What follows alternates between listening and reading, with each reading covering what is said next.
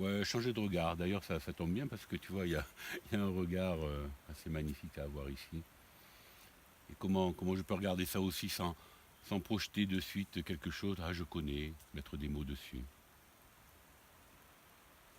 Oui, ça me renvoie à une vieille histoire avec quelqu'un que j'ai connu qui s'appelait Gérard Péquet et que j'ai beaucoup apprécié.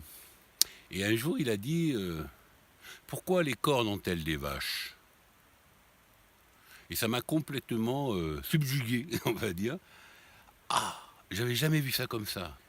Inversion de regard. Après, je me suis amusé à regarder les personnes comme ça. Comment le nez porte un visage. Comment chaque partie du corps devient le moteur principal. Casser le regard habituel, et là, bon, évidemment, je me suis marré parce que c'est très rigolo à faire. Hein. Je recommande l'expérience à tout le monde. Il me dit la traduction littérale en arabe de j'ai raté mon train, c'est le train est parti sans moi. Waouh! Le train est parti sans moi. Une pièce est sortie du magasin. Et oui, et donc ça fait perdre la notion de responsabilité dans le sens du jeu. Mais plus nous, ce qu'on met derrière responsabilité, souvent, c'est culpabilité, ce qui est différent. Et puis, j'en ai parlé à un ami marocain, et je lui dis ça, il me dit ah ouais, ah c'est marrant ce que tu dis, c'est vrai. Et tu sais comment on dit je suis en retard?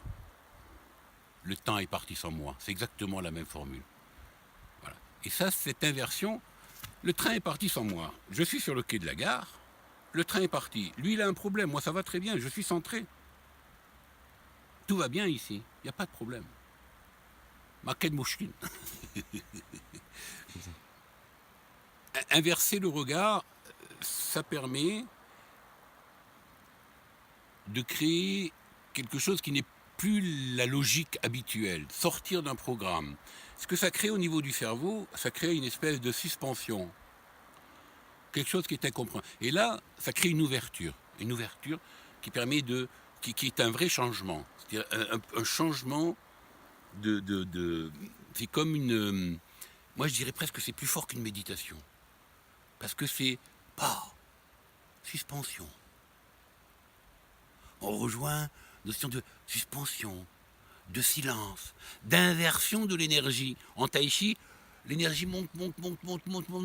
Ah, on arrive au maximum et là, oh, l'énergie s'inverse. Voilà, c'est ce moment d'inversion finalement. Un décalage, une ouverture.